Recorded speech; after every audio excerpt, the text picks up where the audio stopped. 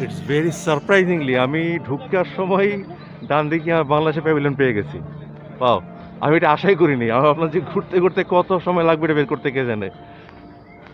একদম প্রথমের ভিজিট করবো আমার দেশের প্যাভিলিয়ন। এই যে Bangladesh.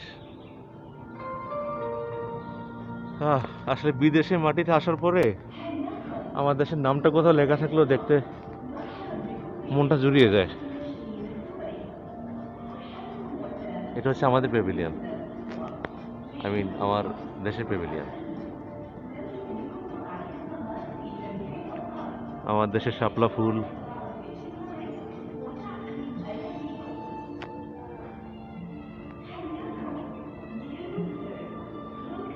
I'm sorry, I'm being emotional actually. Mahmudullah Riyad, আমাদের টাইগার্স, ম্যাশ, রুবেল, মুশফিক। ওয়াও। আর বাম পাশে হচ্ছে আফ্রিকার একটা দেশ আছে গ্যাবন, গ্যাবনের প্যাভিলিয়ন এটা। আর আমি সবার জন্যই বলে রাখি, আপনারা এক্সপোতে যখন ঢুকবেন স্ট্রেট গেট দিয়ে ঢুকার পরেই ডান পাশে খেয়াল করবেন, যখন প্যাভিলিয়নগুলি শুরু হয় ডান পাশে ফার্স্ট প্যাভিলিয়ন যেটা আছে ওইদিকে কিন্তু বাংলাদেশের প্যাভিলিয়ন একদম প্রথমেই। তো এটা আপনাদের জন্য খুব একটা ভালো জিনিস।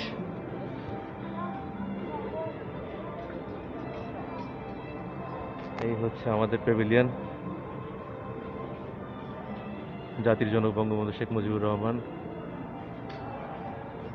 আমাদের প্রধানমন্ত্রী শেখ হাসিনা, আমাদের রাষ্ট্রপতি আব্দুল হামিদ,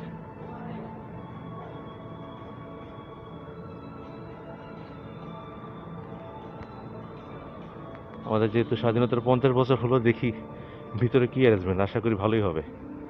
আর যেমনই হোক এটা তো আমার দেশের প্যাভিলিয়ন, তাই না? I must visit.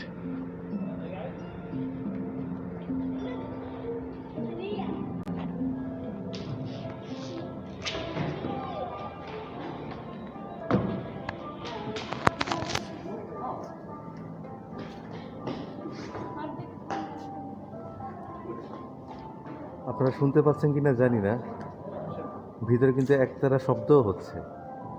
এবং আমার দেশের হিস্ট্রি, কালচার সব কিছু এখানে আছে। আর এখানে হেডফোনও আছে, আপনি চাইলে কানে দিয়ে শুনতে পারেন। আমি একটু ট্রাই করে দেখি হেডফোনে কি বলছে। না, এখানে আসলে মিউজিক চলছে, ওইটাই শোনা যাচ্ছে। ও, এখানে একটা বোর্ড আছে, আপনি চাইলে স্ক্রিন বেসিক্যালি, চাইলে আপনি এখানে ক্লিক করলে আপনার অনেক কিছু দেখাবে, ওই জিনিসগুলো শো করবে। একটি বাড়ি একটি খামার, ট্রাই করে দেখি তো। হ্যাঁ, ইয়েস, এখানে অনেক কিছু আসছে। মানে আমাদের দেশে আমাদের যে একটি বাড়ি একটি খামার যে প্রকল্প আছে, প্রকল্পটাতে কি কি আছে একটা ওভারভিউ দেওয়া আছে এখানে। Digital Bangladesh, environment protection, women empowerment, education, electricity for all, community clinic, social security, social safety programs, investment development, সব অনেক কিছু আছে এখানে।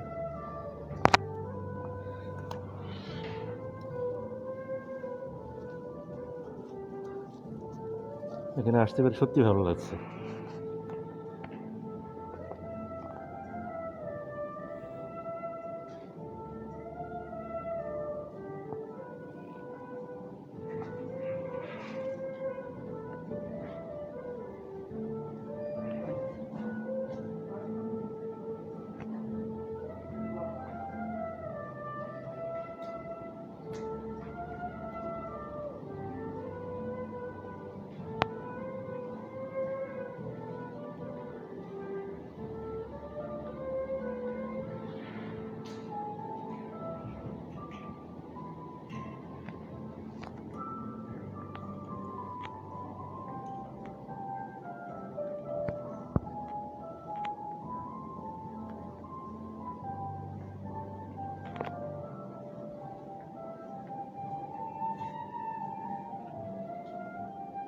এই যে আমাদের দেশের কুটির শিল্পের সব কিছু আছে এখানে দেখেন, সব কিছু না, আমার দেশে একটা গ্ল্যান্স অনেক কিছুই আছে।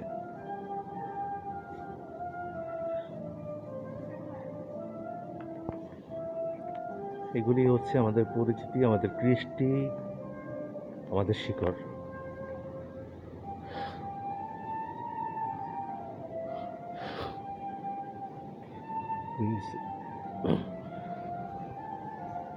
সরি, আসলে আমার গলাটা বারবার ধরে আসছে।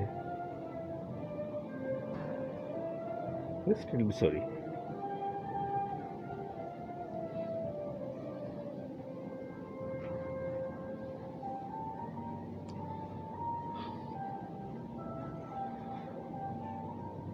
স্পিকারে বাজতে যে আমার দেশের বাঁশির সুর একতারা, আমার দেশের নদী, ঢাকা রাস্তাঘাট, সংসদ ভবন,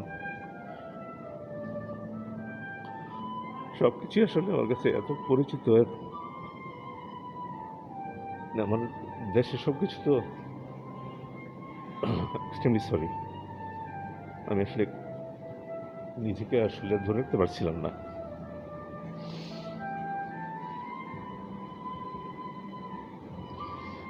যারা বাংলাদেশ থেকে সরি, যারা বাংলাদেশ থেকে এখানে ভিজিট করবেন, হ্যাঁ, হতে পারে অন্যান্য প্যাভিলিয়নগুলিতে অনেক জাঁকজমক করে কিছু আছে, অনেক কিছু থাকতে পারে, বাট এটা একটা আবেগের জায়গা। আসলে অবশ্যই ভিজিট করবেন। যা আছে এখানে সব কিছুই আমার, আমার রক্তের, আমার মাটির।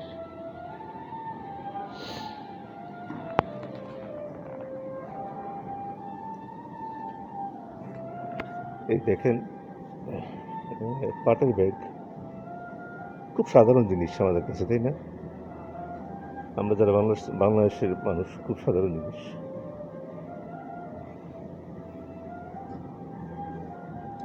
কিন্তু আমি যখন ব্যাগটা ধরছিলাম, আমার কাছে মনে হচ্ছিল যে আমি বাংলাদেশের মাটিই ধরেছি আসলে। আমার দেশের মাটিতে হওয়া পাট দিয়ে তৈরি। আমি সরি, আমি কথা বলতে পারছি না।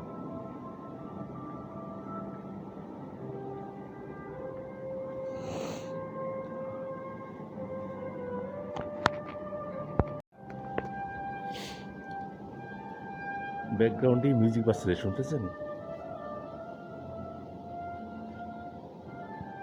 সকল দেশের রানী সেজে আমার জন্মভূমি, এই গানটাই বাজতেছে। এই গান বাংলাদেশে আমি হয়তো কয়েক হাজারবার শুনেছি, কিন্তু আপনি যখন দেশ ছেড়ে আসবেন বিদেশের মাটিতে,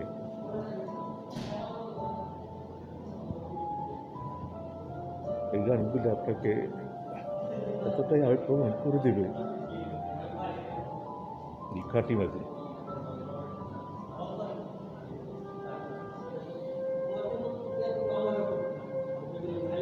আমার দেশে হাজার সমস্যা আছে, হাজারো অভাব আছে, সংকট আছে, কিন্তু আমার দেশটাই আমার কাছে সেরা। আমার দেশ আমার কাছে সেরা। It has to be. যদি কখনো মনে হয় যে না, আপনার দেশের প্রতি মমত্ববোধের কোনো অভাব আছে, আপনি একবার বিদেশে আসেন,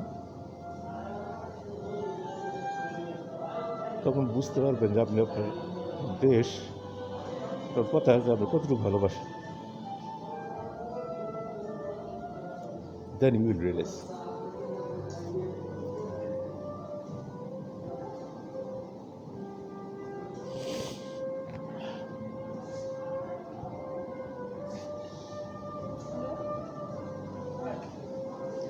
ঠিক আছে দর্শক, আমি থেকে বেরোচ্ছি এখন, বাট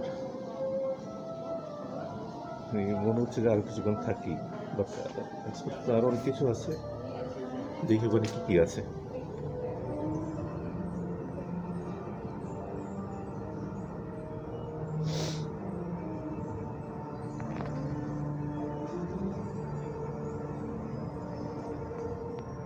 আমার দেশের পতাকাটা যে কত সুন্দর এটা বুঝতে হলে আপনাকে বিদেশে আসতে হবে।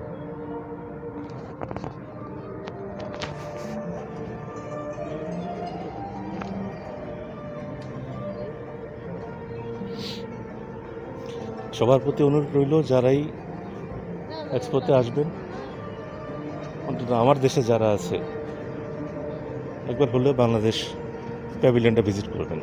একদম ঢোকার পথেই হাতের ডান পাশে, যখন থেকে প্যাভিলিয়নটা শুরু, স্ট্রেট আপনি ঢুকলেন, ঢুকে সোজা চলে আসবেন, ডানে বায়ে না গিয়ে সোজা চলে আসবেন।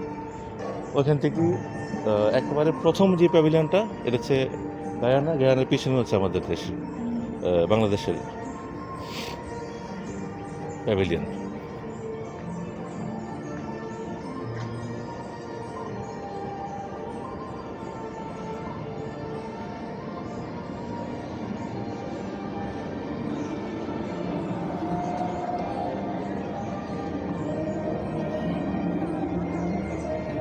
হ্যাঁ, যারা ট্যুরিস্ট আসে তাদের জন্য এটা আসলে কতটুকু আবেগপ্রবণ হবে আমি ঠিক জানি না, কিন্তু আমরা যারা কাজের সন্ধানে এই সমস্ত দেশে আসি, বড় দেশ, জাঁকজমক, সব কিছু সুন্দর, ওয়েল ম্যানেজড, সিস্টেমেটিক্যালি চলে, কোথাও সমস্যা নাই তেমন, সব ঠিক আছে, কিন্তু ওই যে আসলে মনের মধ্যে রয়ে যায় না যে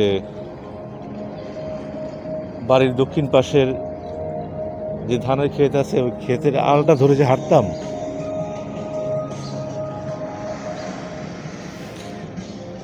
ওইটার সঙ্গে দুনিয়ার কোনো রাস্তার তুলনা হয় না।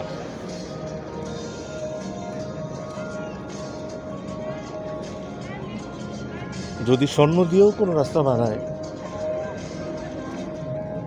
এটা আমার বাড়ির সামনের রাস্তাতে সুন্দর না, নেভার।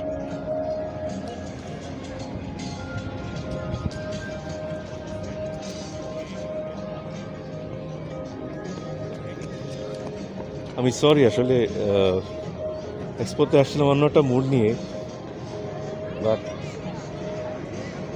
ঢুকার মুখে আসলে বাংলাদেশের প্যাভিলিয়নে গিয়ে মনটা অন্যরকম হয়ে গেল আসলে।